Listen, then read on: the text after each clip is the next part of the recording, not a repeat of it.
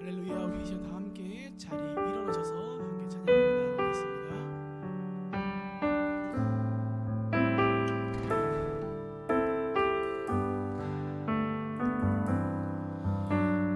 우리에게 소원이 하나 있네.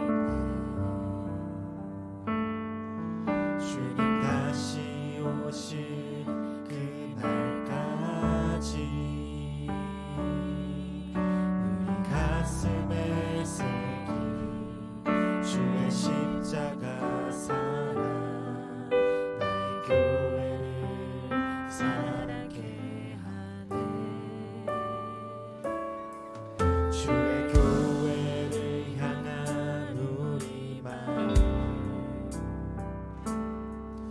희생과 포기와 가난과 고난, 하물며 죽음조차 우리 막을 수 없네. 우리 교회는 이 땅에 교회를 교회되게, 예배 예배되게 우리 사용하소서. 진정한 부흥의 날 오늘 임하도록 우리 사용하소서. 교회를 교회되게, 예배 예배되게 우리 사용하소서. 진정한 부흥의 날 오늘 임하도록 우리 사용하소서. 교회를 교회되게, 예배 예배되게 우리 사용하소서. 진정한 부흥의 날 오늘 임하도록 우리 사용하소서.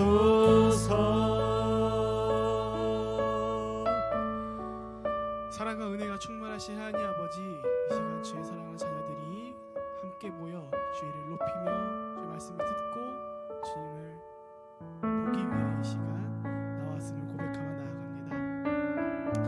아버지, 원컨대 이 시간 우리의 마음을 정돈하여 오직 주님만 바라볼 수 있는 시간 되기를 원하오니, 우리의 생각과 마음을 방해하는 모든 것들로부터 우리를 자유케 하여 주시사 이 시간에 다른 것으로부터 유혹을 받아가는 것이 아닌 온전하게 하나님을 바라보며 나아갈 수 있는 시간 될 수 있도록 인도하여 주시옵소서. 우리가 그렇게 기쁜 마음을 가지고 이제 예수 그리스도의 이름을, 우리 사랑하는 아버지 이름을 높이며 나아가오니 우리의 고백을 통해서 홀로 높임 받아주시옵소서. 그렇게 오늘도 우리와 함께 동행하시고 믿고 감사하며 예수님의 이름으로 기도합니다. 아멘.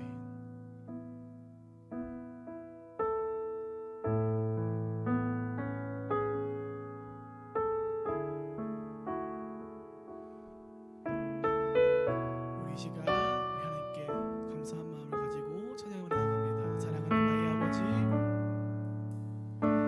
사랑하는 나의 아버지,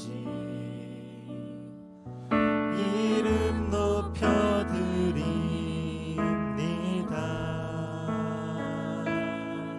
주의 나라 찬양 속에 임하시니 능력에 주께 찬송하네. 전능하신 하나님 찬양,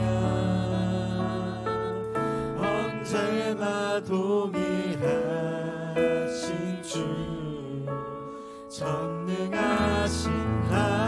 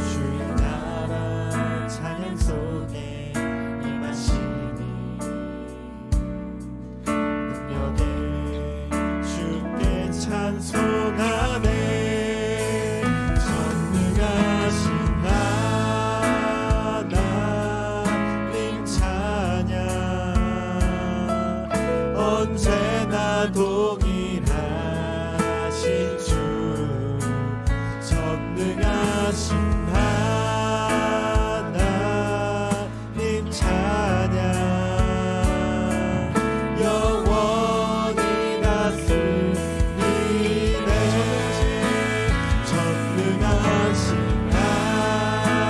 하나님 찬양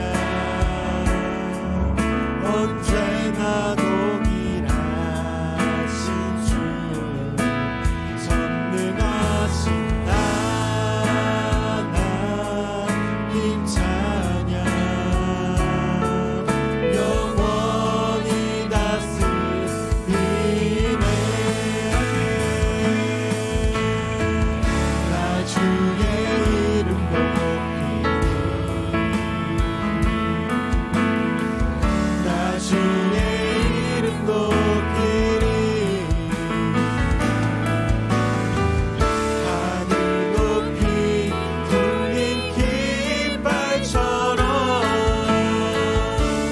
주의 이름 높이리 전능하신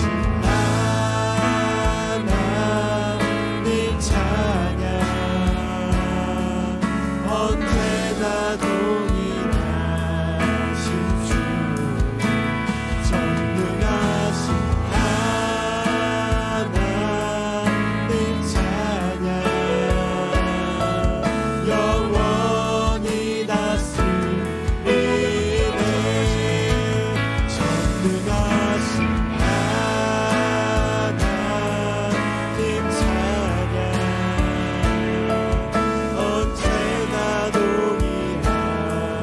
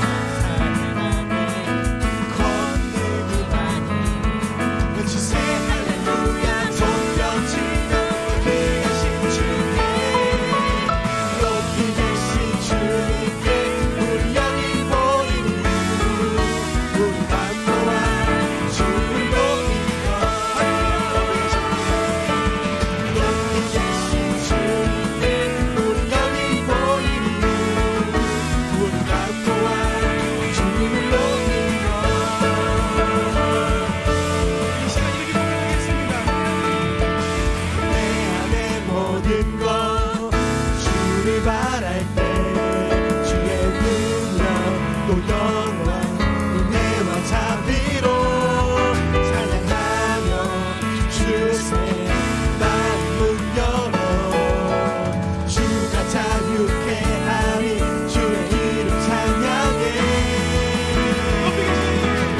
높이 계신 주님께 우리 여기 모이는 이유 우리만 또한 주를 높이는 것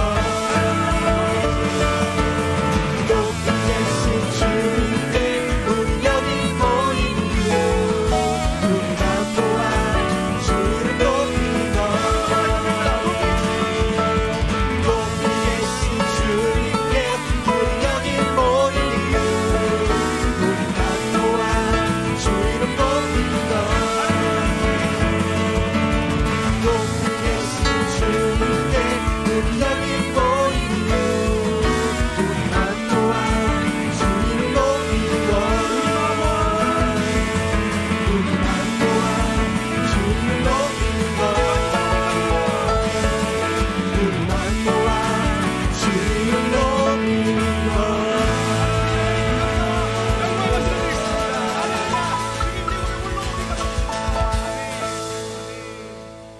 다 자리에 앉아서 계속해서 찬양하겠습니다.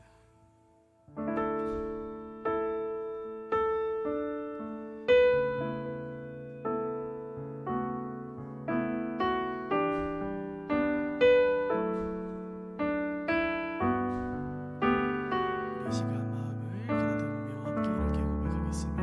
찬양의 열기 찬양의 열기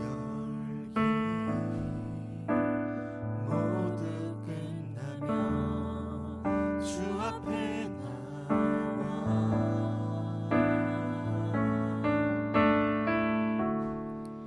더욱 진실한 예배 드리는 주님을 향한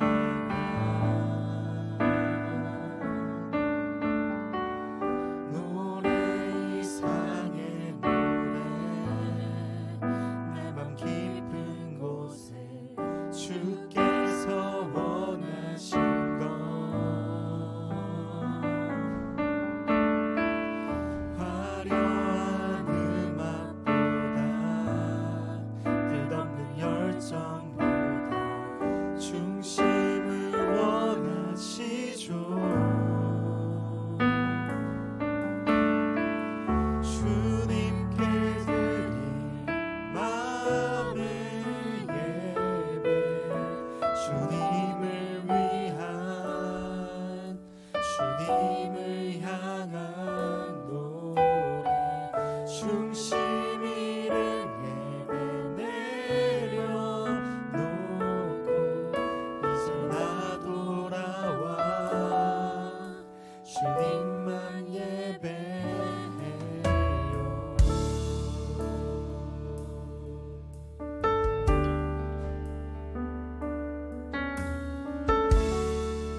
우리 2절로 고백하겠습니다.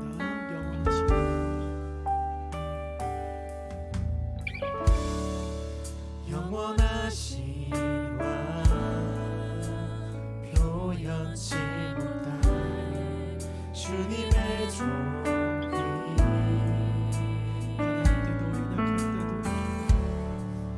가난할 때도 가난할 때도 연약할 때도 주의 모든 것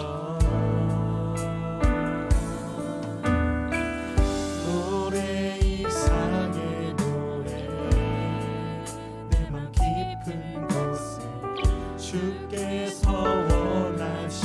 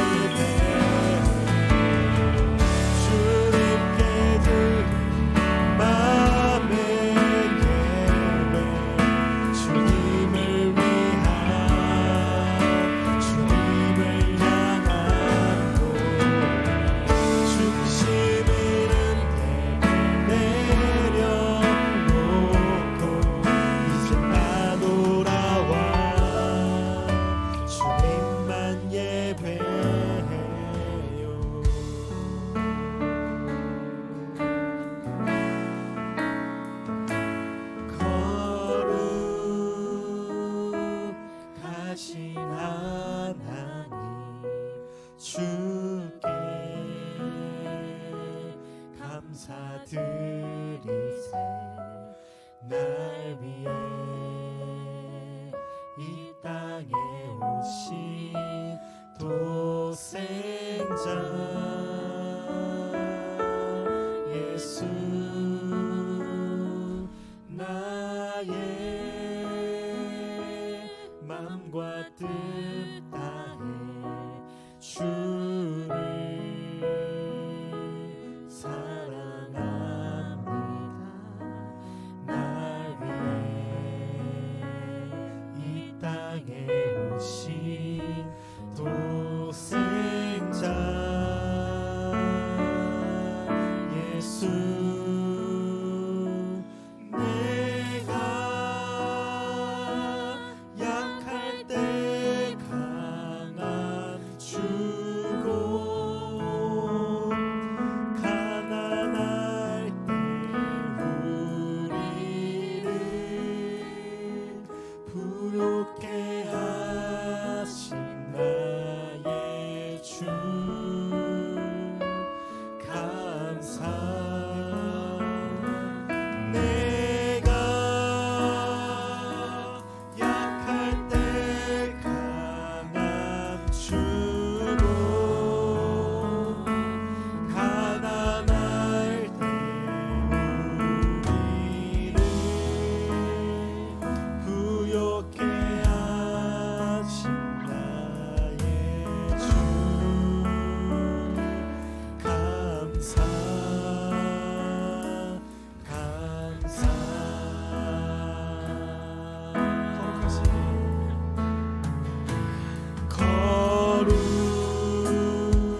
거룩하신 하나님 주께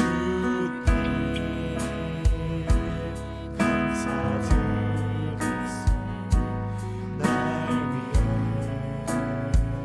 이 땅에 오신 도생자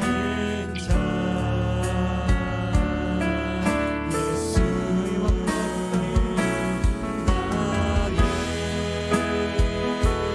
맘과 뜻 다해 주를 사랑합니다 날 위해 이 땅에 오신 도생자 예수 내가 약할 때 강함 주고 가난할 때 우리를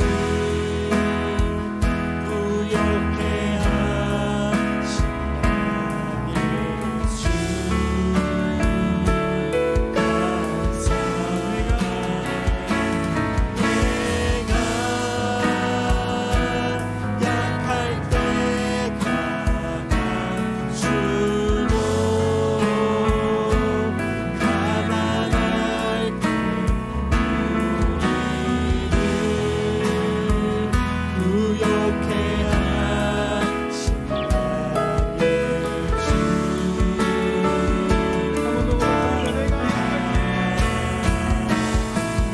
내가 약할 때 강함 주고 가난할 때 우리를 부욕해 하신 나의 주 감사 감사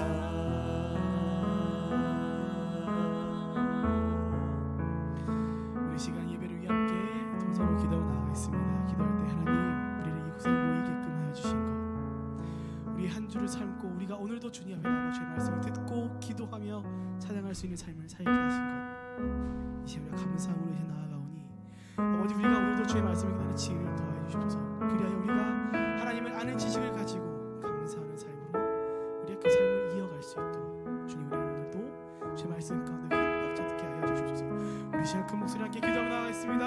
함께 기도합니다. 이 하나님 그렇습니다. 이 시간 아버지 우리가 말씀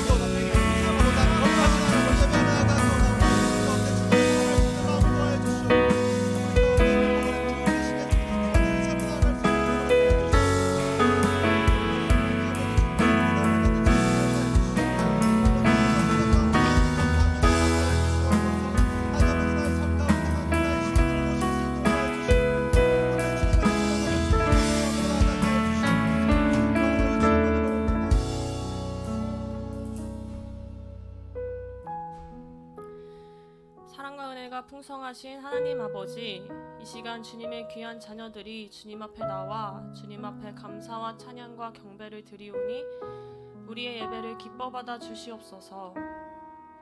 주님, 이 땅에 예수님을 보내심으로 우리에 대한 사랑을 확증하신 그 주님의 은혜에 감사드립니다.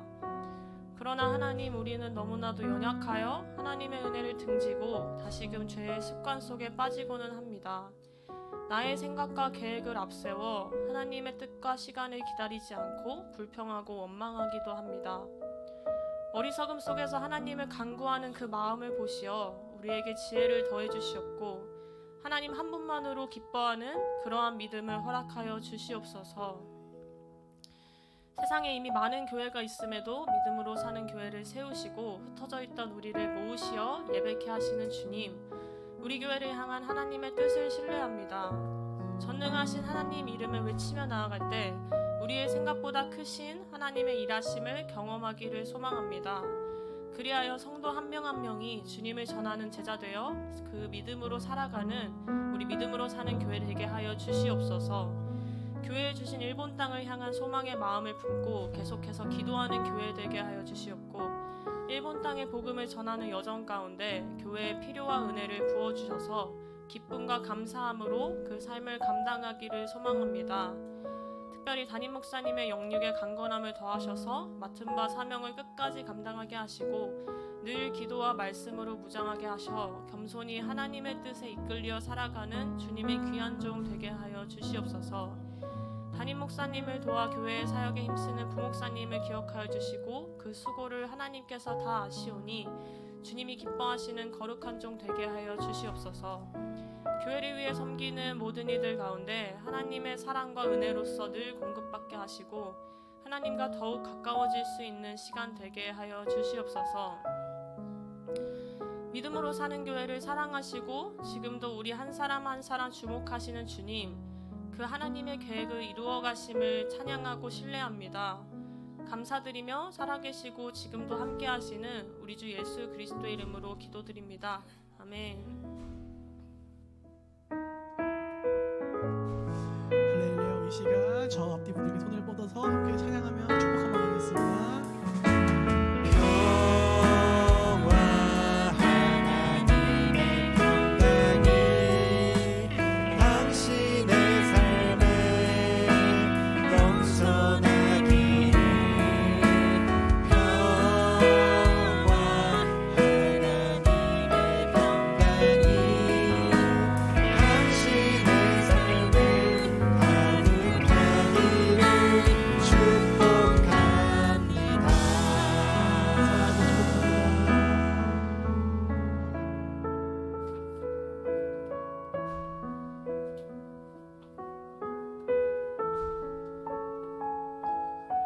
오늘 하나님께서 우리에게 주시는 말씀은 골로새서 3장 15절부터 17절까지의 말씀입니다. 짧은 구절인 관계로 합독하겠습니다. 그리스도의 평강이 너희 마음을 주장하게 하라. 너희는 평강을 위하여 한 몸으로 부르심을 받았나니 너희는 또한 감사하는 자가 되라. 그리스도의 말씀이 너희 속에 풍성히 거하여 모든 지혜로 피차 가르치며 외면하고 시와 찬송과 신령한 노래를 부르며 감사하는 마음으로 하나님을 찬양하고 또 무엇을 하든지 말에나 이에나 다 주 예수의 이름으로 하고 그를 힘입어 하나님 아버지께 감사하라. 아멘.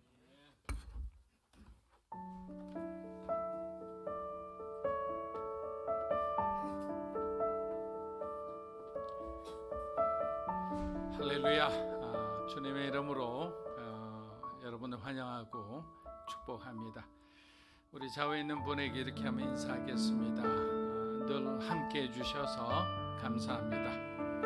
늘 함께 해주셔서 감사합니다. 네.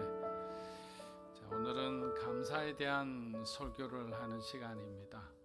준비하면서 우리의 삶 가운데 또 제 가운데 내가 정말 감사할 수밖에 없었던 그 일들은 무엇인가 그렇게 한번 또 돌아보는 또 소중한 시간이 되었습니다. 그래서 우리가 감사를 잊기 쉽기 때문에 감사는 늘 기억해야 되고 또 그 감사의 대상은 바로 여러분이 믿는 하나님이 되시리라 믿습니다. 또 기도해 주신 덕분에 오늘 많이 고단하실 건데 좀 멀리 나들이 하고 왔습니다. 즐겁고 유익한 시간이었고 또 다음에는 우리 교인들 전부가 또 함께 이런 귀한 시간을 갖게 되기를 소망해 봅니다. 자, 오늘 광고 몇 가지 좀 드리겠습니다. 매월 첫 번째 주에는 우리가 예수님이 명령하신 그 성찬을 지켜 행하라라는 말씀대로 우리가 성찬식이 있습니다. 세례를 받으신 분들은 이 성찬 예배에 꼭 참여해 주시면 감사하겠습니다. 다음 주일은 다음 세대를 위한 비전 헌금을 드리는 날입니다. 여러분들이 늘 기억해 주시고 또 함께 해 주셔서 감사드립니다. 그리고 오늘 묵상 나눔 후에 순별로 교회 인근에서 전도하는 시간이 있는데 우리 성도들이 많이 고단하고 또 교회 이 어떤 업무 관련된 일 때문에 다음 주로 우리가 연기하도록 하겠습니다. 참고해 주시면 좋겠습니다. 자, 기도하겠습니다. 주님 감사합니다. 정말 우리는 감사보다는 불평불만이 너무나 많았던 것 같습니다. 우리에게 잘해줄 때는 또 그 순간은 너무나 감사한데 내 생각과 내 뜻과 다르게 우리가 대우를 받거나 또 그런 행동을 할 때는 또 우리의 마음속에 있는 그 죄성들이 드러나는 것을 봅니다. 이렇게 우리는 늘 자기중심적이고 죄를 미워하기보다는 언제나 죄를 가까이 두는 연약한 모습을 바라보게 됩니다. 오늘 주님께서 골로새 교인들에게 주신 이 귀한 말씀을 통해 우리가 진정한 감사가 무엇인지 또 그 감사의 힘이 무엇인지를 공부하고자 합니다. 이 자리에 계신 사랑하는 우리 성도들의 마음속에 이 감사의 능력에 대한 귀한 메시지들이 삶을 바꾸는 능력의 메시지가 되게 하여 주시옵소서.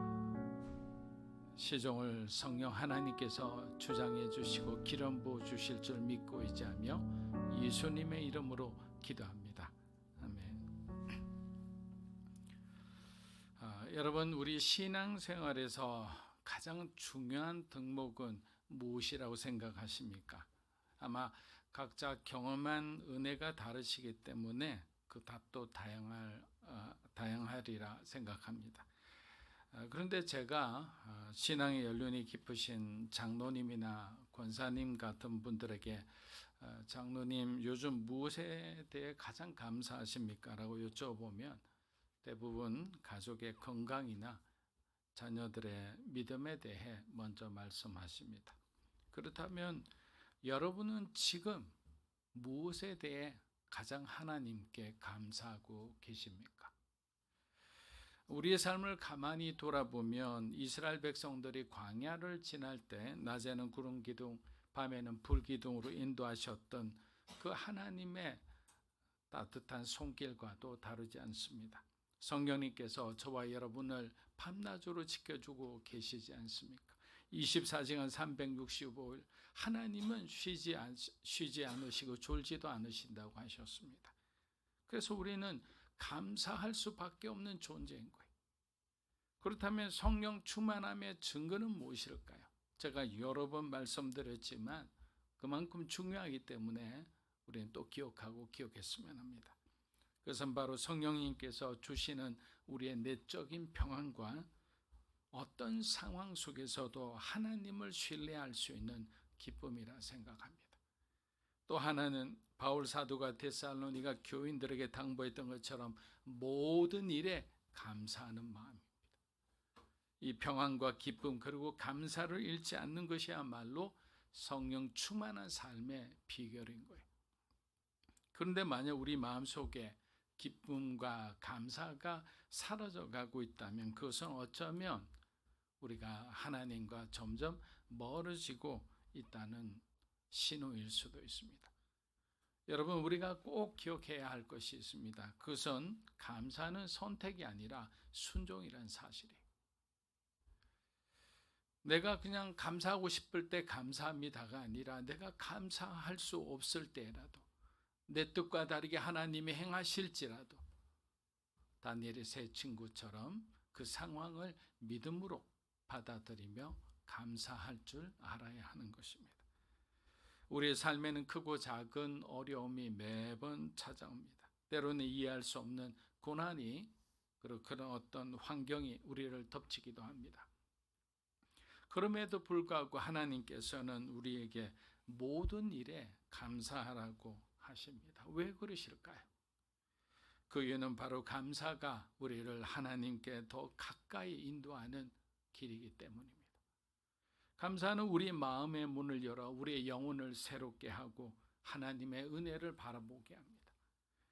예수님께서 오병이어의 기적을 행하실 때 감사하셨던 것처럼 우리의 감사도 하나님의 놀라운 역사를 경험하는 통로가 됨을 믿으셔야 하는 거예요.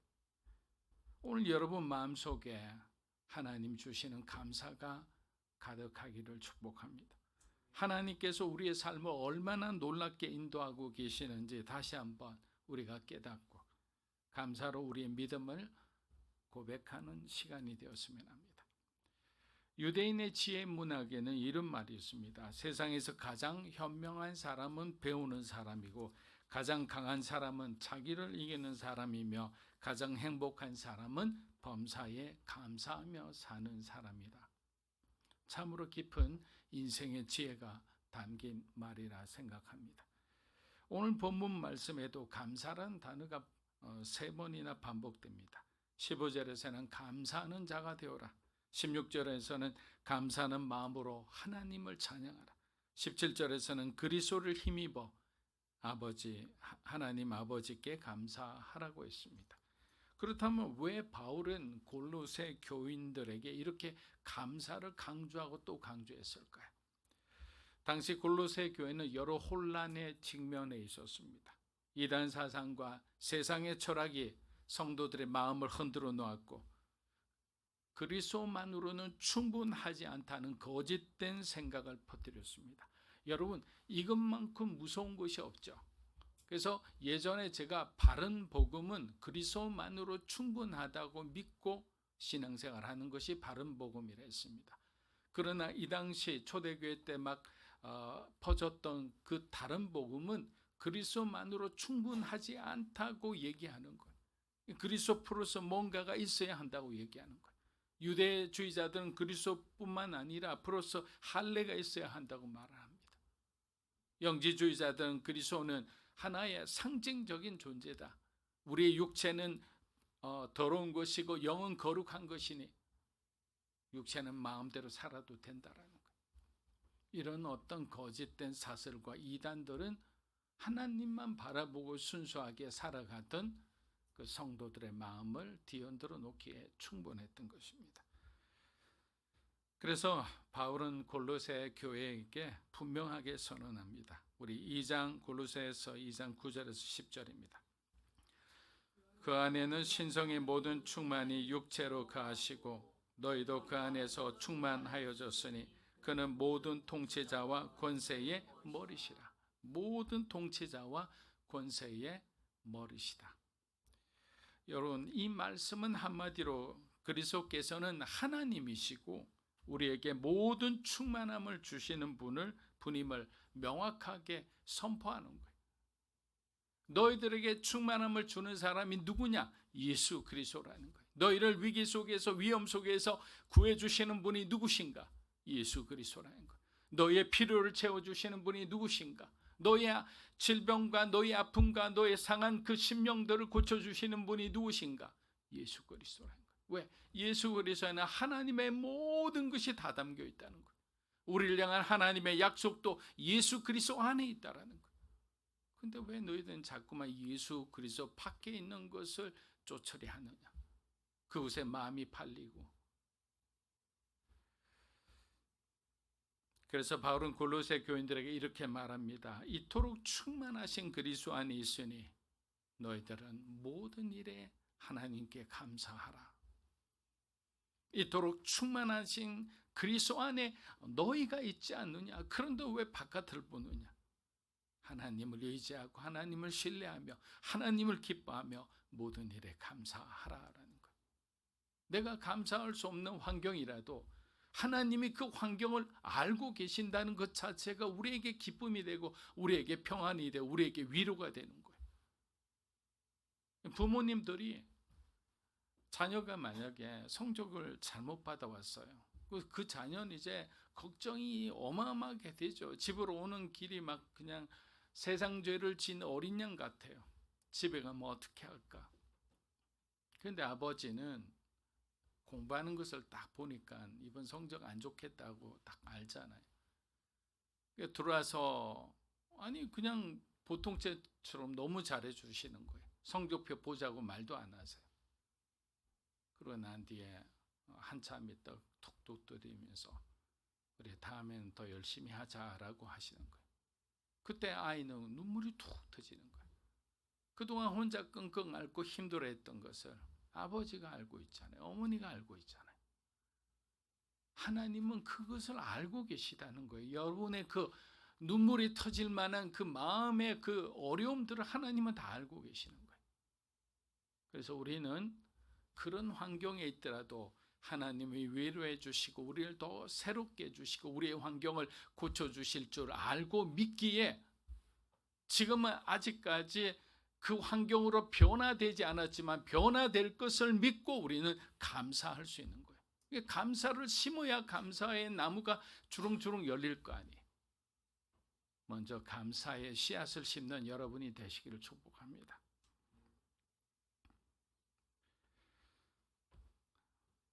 바울이 이렇게 권면한 이유는 감사하는 마음은 우리가 세상의 철학이나 거짓된 가르침에 흔들리지 않고 우리의 믿음이 예수 그리스도 안에 깊이 뿌리 내리고 있다는 확실한 증거이기 때문이라 했습니다.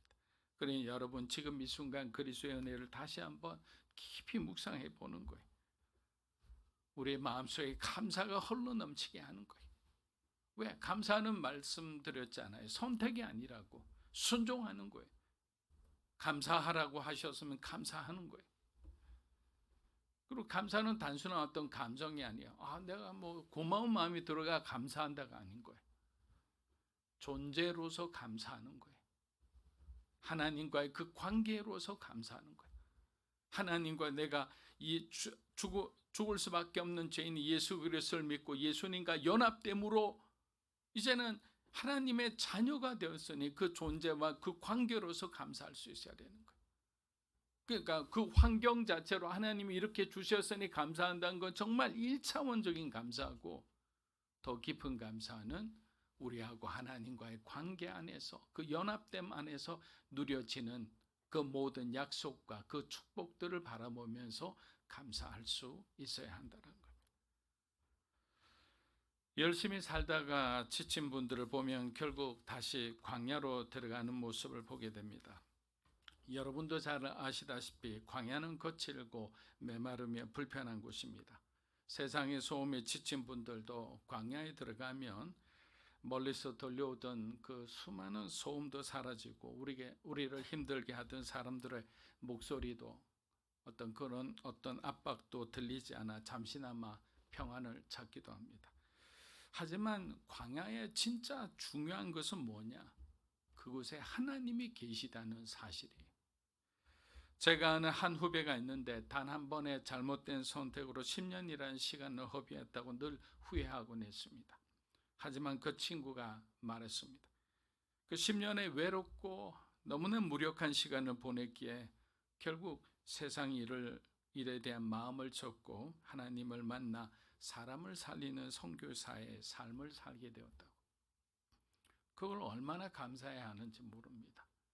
10년이란 그 외로운 시간, 외로운 광야 속에서는 하나님을 원망하고 살았지만 결국에는 하나님의 뜻은 사람을 살리는 선교사로 세우기 위한 그의 마치 모세가 그 광야 속에 있었던 것처럼 하나님은 그를 광야 가운데 두었던 거예요.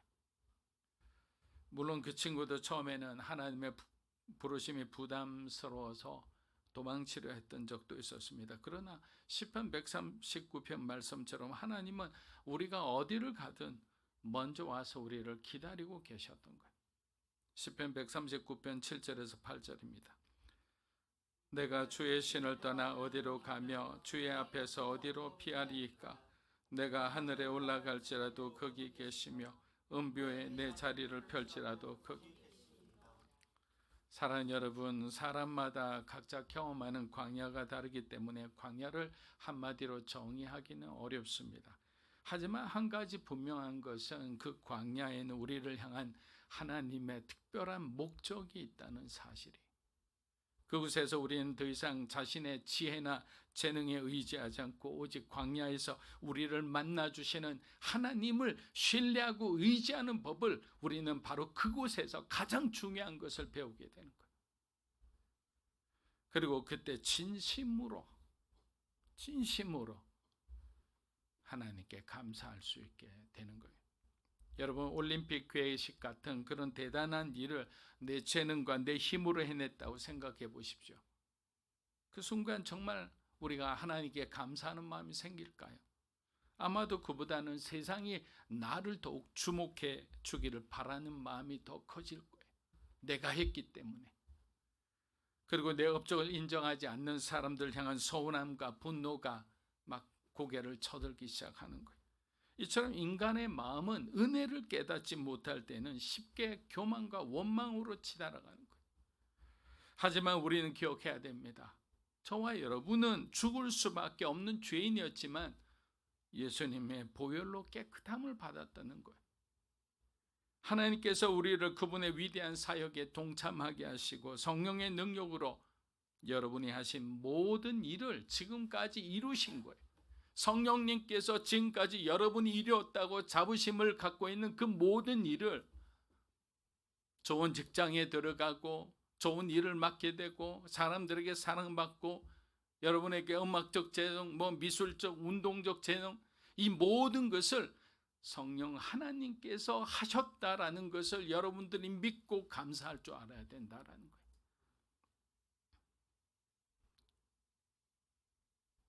그러니 이처럼 감사라는 것은 그리스도인의 삶의 중심에 자리 잡고 있는 거예요.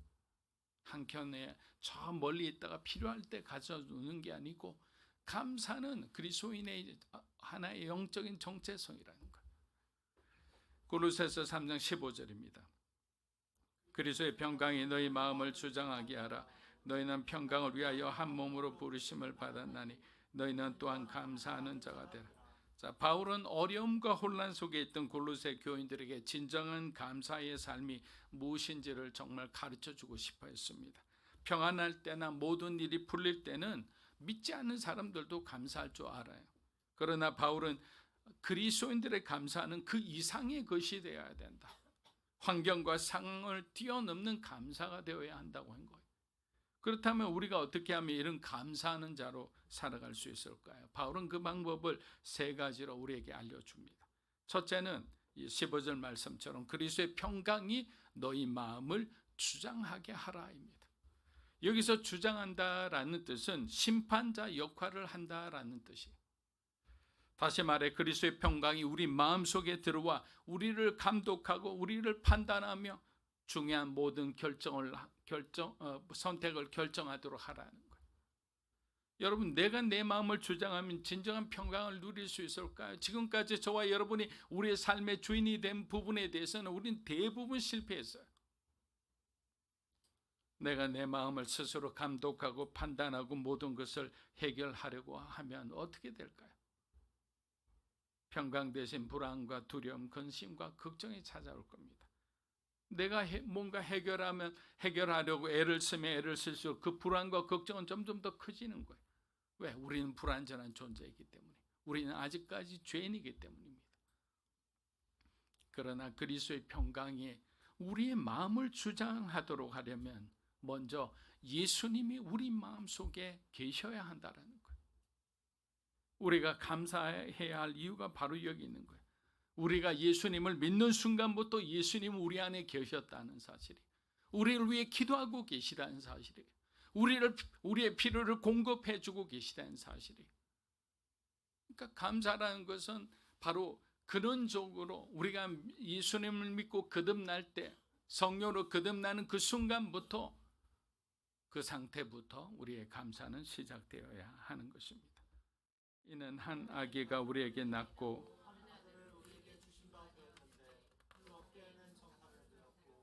그의 이름은 기묘자라 모사라 전능하신 하나님이라 영존하신 아버지시라.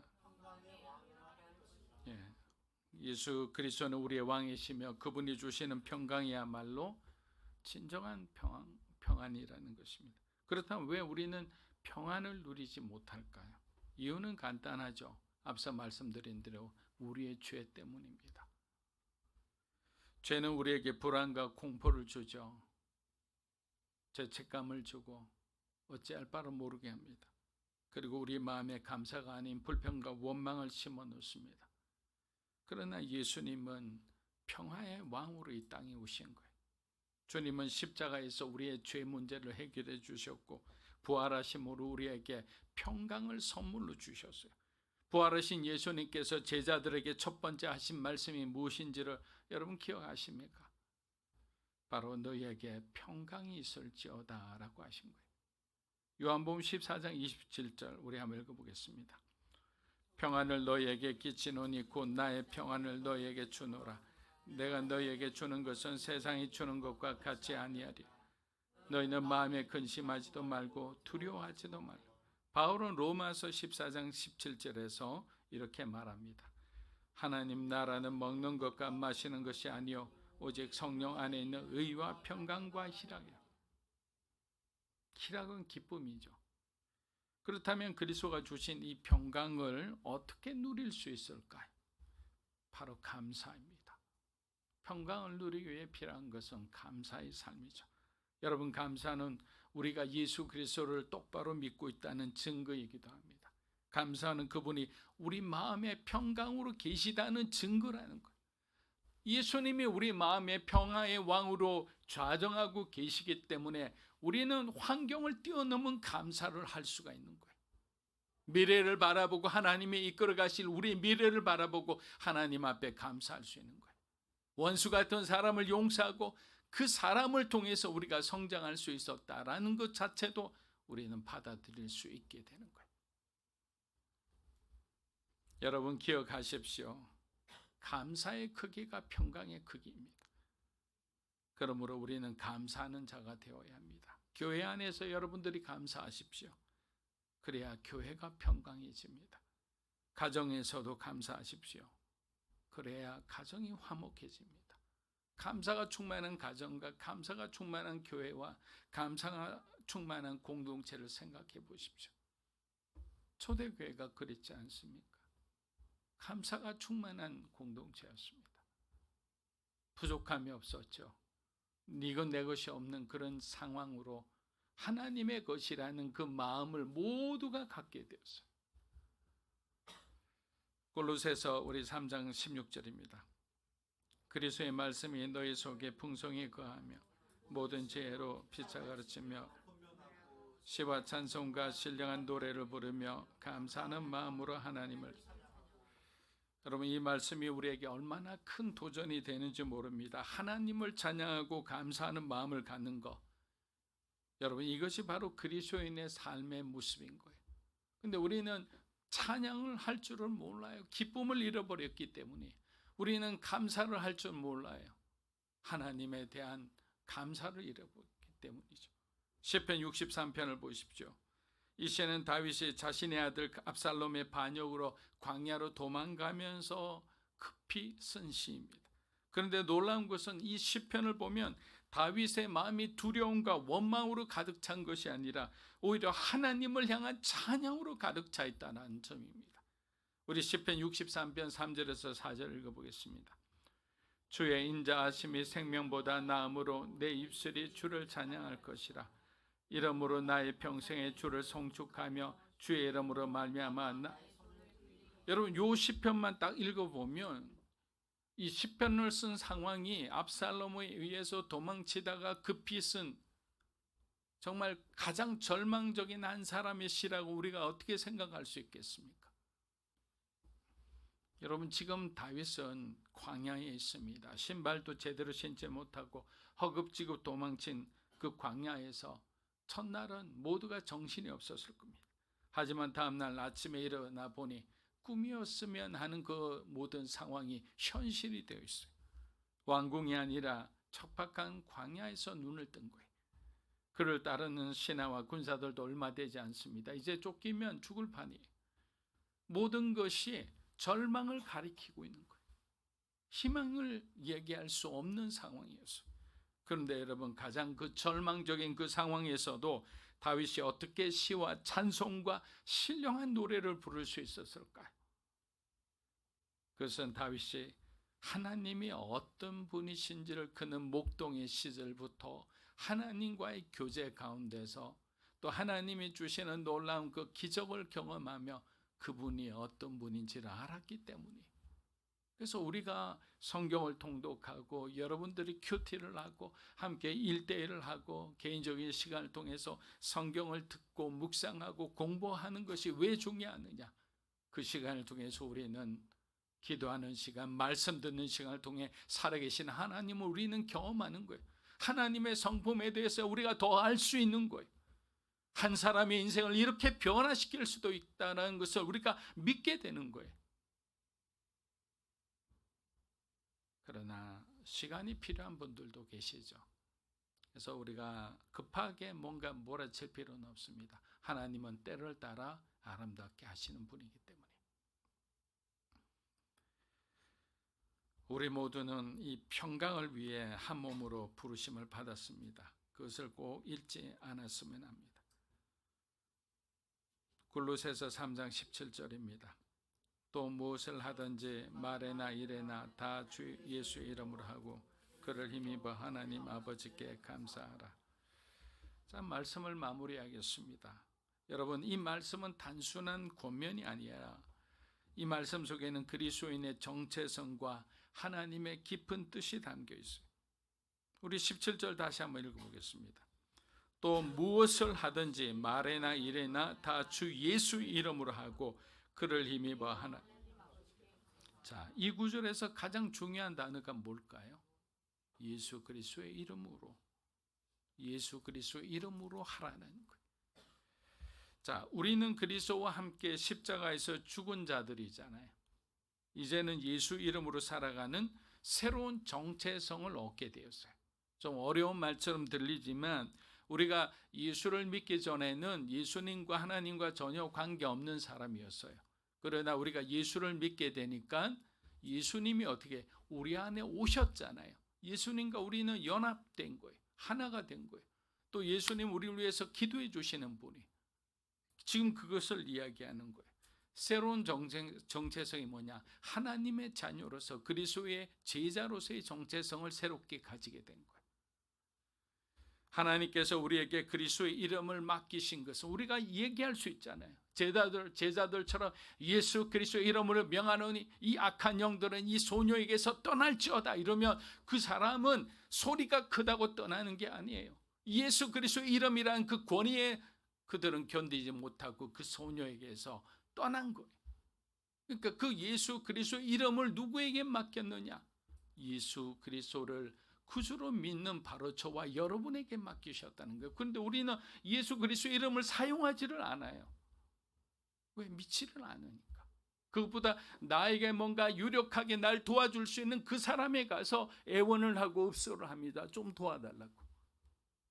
그리고 치료를 잘해줄 수 있는 의사에게 달려갑니다. 물론 의사를 통해서 하나님께서 의술을 가르쳐 우리에게 주셨으니까 그 의술을 통해 치료를 받아요. 그러나 순서가 달라요. 먼저 하나님께 기도해야죠. 하나님, 이 병을 치료할 수 있는 좋은 의사를 만나서 그 사람의 좋은 의술을 통해서 저의 이 병이 낫게 도와주시옵소서. 저를 긍휼히 여겨 주십시오. 이 순서가 기도가 먼저 있고 병원과 의사를 찾아 하나님의 도우심으로 우리의 병이 낫게 되는데 우리는 그냥 어느 병원에 누가 좋지 막 검색을 하고 난리를 치는 거예요. 우선순위가 잘못된 거예요. 그러면 감사할 수가 없죠. 그분에게 막 손을 잡으면서 의사 선생님 감사합니다. 살려주셔서 감사합니다. 누가 살려주신 거예요? 예수님이 살려주신 거잖아요. 그런데 우리는 사람에게 감사를 하고 사람에게 절을 하고 있는 거예요. 작은 일 같지만 우리의 영적 정체성을 전혀 모르는 상태에서 나오는 그런 우리의 부지불식간에 저지르는 잘못이라 생각합니다. 그렇다면 예수 이름으로 살아간다는 것은 무엇을 의미할 거예요? 앞서 이 성경 구절에 나온 것처럼 우리의 말과 행동과 우리의 모든 삶의 모습이 주님의 이름에 부끄러움이 되지 않도록 책임감을 갖는다라는 거예요. 책임감. 여러분, 책임감이란 영어 단어가 뭐라고 했죠? Response plus ability라고 그랬잖아요. 응답하는 능력. 하나님께서 우리에게 명령하신 데 대해서 나는 리스판스를 해야 되는 거예요. 왜? 우리는 그런 관계에 있으니까. 하나님은 창조자시고 우린 피조물이니까. 그런데 그 리스판스를 할 수 있는 능력을 가지는 사람, 이런 사람이 하나님의 말씀에 순종할 수 있는 사람인 거예요. 리스판스를 안 해요. 우리는 집에서도 때로는 자녀들 입장도 우리가 충분히 이해를 할 수가 있죠. 그러나 일방적으로 막 이렇게 누구야 불러도 대답 없는 자녀들 많이 경험하셨잖아요. 대답을 하고 주고받는 관계가 돼야 되는 거예요. 하나님이 아담아 네가 어디 있느냐 죄를 짓고 난 뒤에 막 찾으시니까 하나님이 아담이 어디 있는지 몰라서 물으셨겠어요. 그에게 대답할 기회를 주신 거예요. 그러니까 아담이 결국에는 숨어있던 곳에서 그늘진 곳에서 여기 있나이다 라고 대답한 거예요. 찾으셔서 야단치시려고 하나님이 부르셨을까요? 이미 잘못하고 이미 죄를 저질렀는데 엎질러진 물인데 그를 찾으신 이유는 그를 구원하기 위한 거예요. 그에게 가죽옷을 입혀서 그에게 다시 살아날 수 있는 기회를 주시기 위해서 하나님은 부르신 거예요. 저와 여러분에게도 하나님 부르시는 이유는 우리에게 기회를 주시기 위해요. 우리에게 빛나는 미래를 주시기 위한 거예요. 우리에게 회개할 수 있는 기회를 주시기 위한 거예요. 그런데 우리는 우리 안에 있는 그 책임감을 너무나 소홀히 여기며 살아갈 때가 많습니다. 그렇다면 이 새로운 정체성으로 우리가 어떻게 살아가야 될까요? 주님의 이름으로 감사하는 거예요.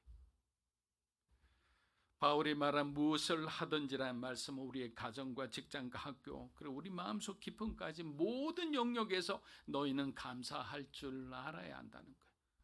내게 좋은 일만 하다가 어느 날 갑자기 내게 서운한 일을 했어요. 그럼 우리는 그 사람을 싫어해요.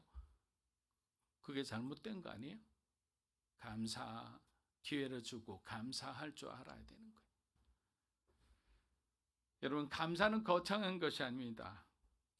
작은 일, 평범한 일, 힘든 순간에도 예수 이름으로 감사할 때 그 감사는 우리의 삶을 조금씩 변화시키는 것입니다. 사랑하는 여러분, 오늘도 능력의 이름 예수 이름으로 살아가시기를 축복합니다. 작은 일에도 예수님을 의지하고 그 속에서 감사하는 여러분이 되시기를 축복합니다.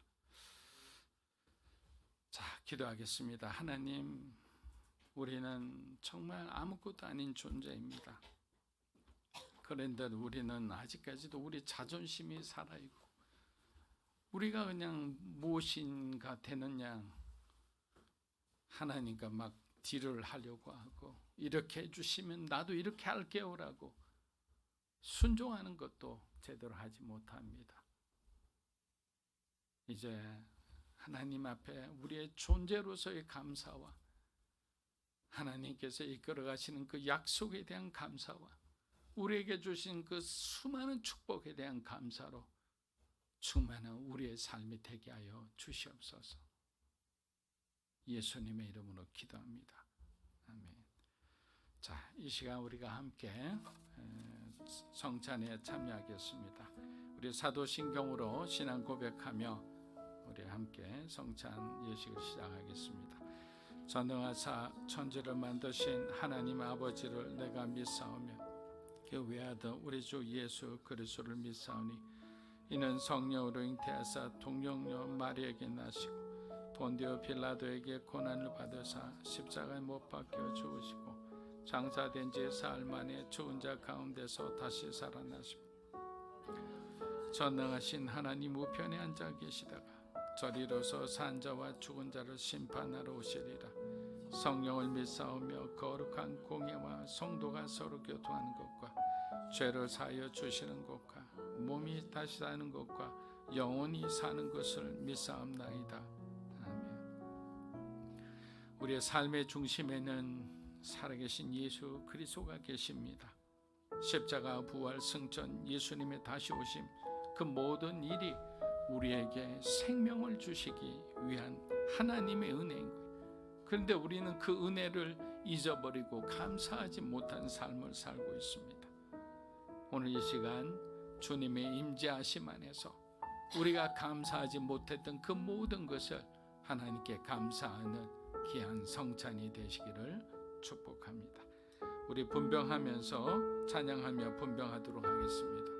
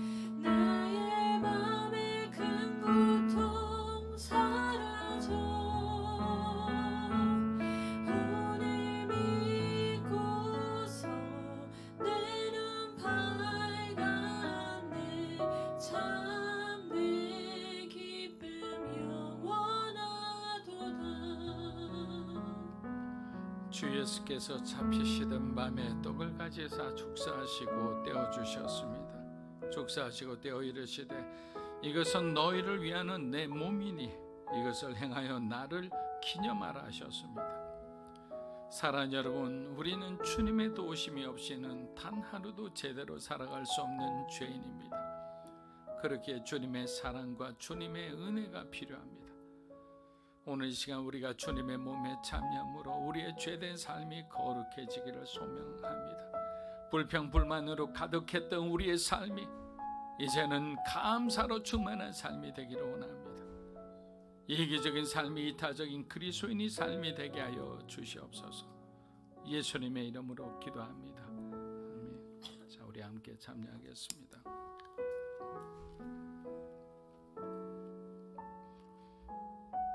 자, 우리 분잔하는 동안 주님의 사랑을 생각하며 함께 찬양하겠습니다.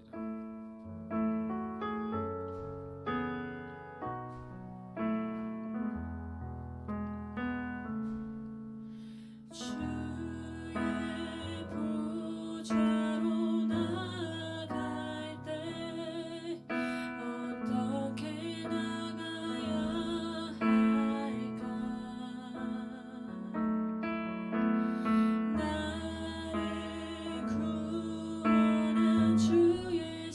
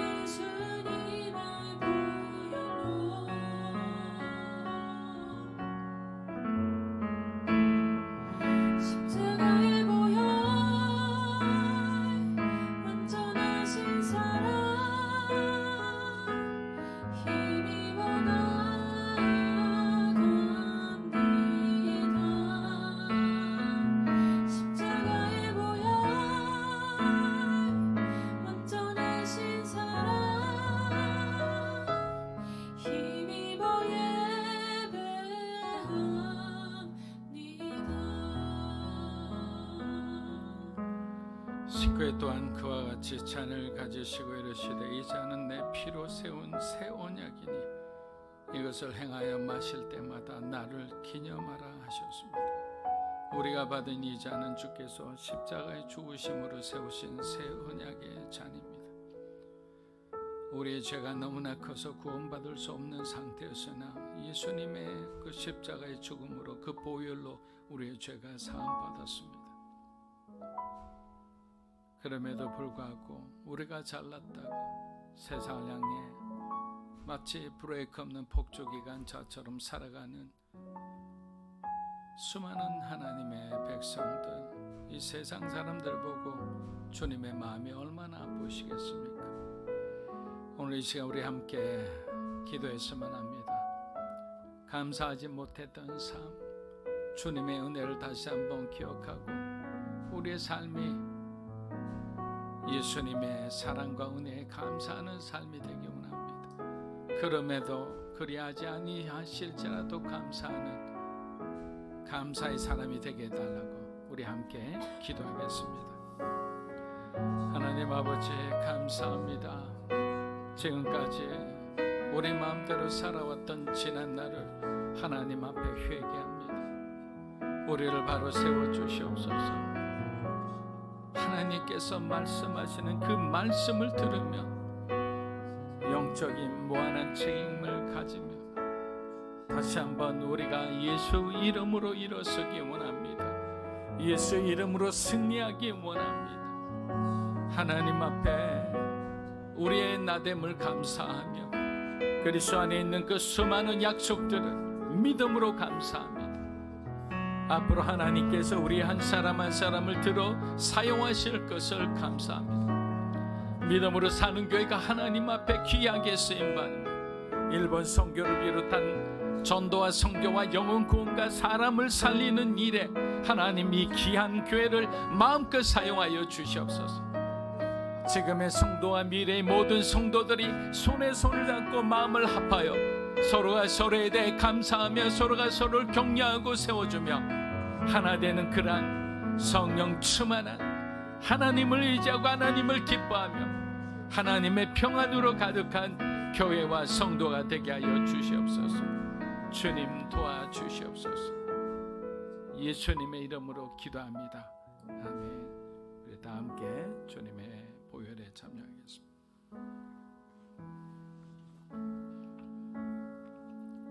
자, 이 시간 마무리하면서 여러분들이 마지막으로 우리가 하나님 앞에 봉헌하는 그런 시간을 갖고자 합니다. 자, 다 함께 일어나셔서 함께 봉헌하는 시간 가지겠습니다.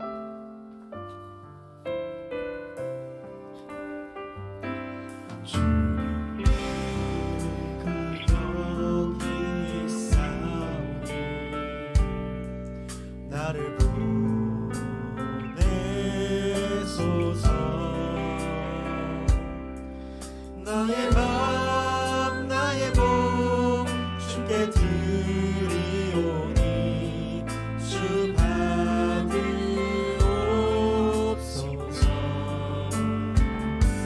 주는 내가 여기 있사오니 나를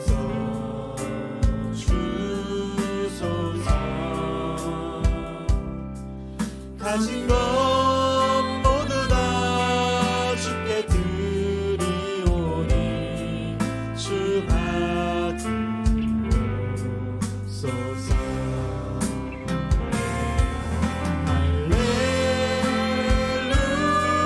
할렐루야 할렐루야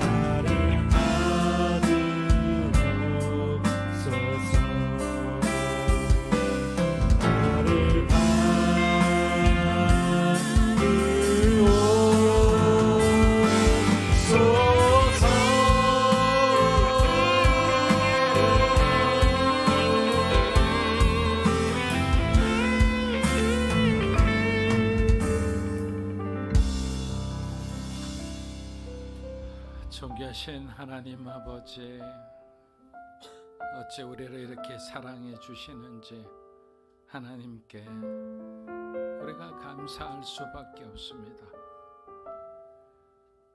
주신 이도 하나님이시고 거두가 주시는 이도 하나님이시니 우리의 삶에 감사가 없이 어떻게 살아갈 수 있겠습니까? 오늘도 하나님께 감사하여 여러 가지 목적으로 하나님 앞에 구별하여 예물을 올려드립니다. 이 예물을 드리는 귀한 성도들의 마음의 중심을 보시고 하나님 기쁘게 받아 주시옵소서. 예물이 쓰이는 곳마다 하나님 나라가 확장되게 하시고 모든 가족과 교회와 모든 공동체에 감사와 평안과 기쁨이 넘치게 하여 주시옵소서.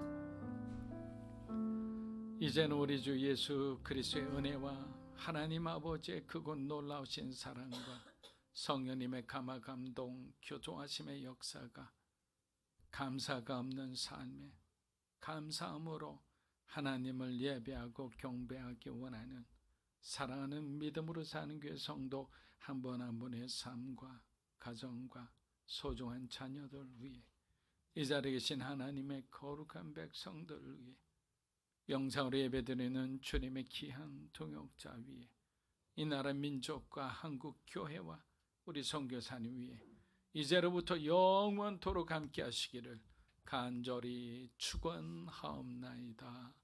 아멘.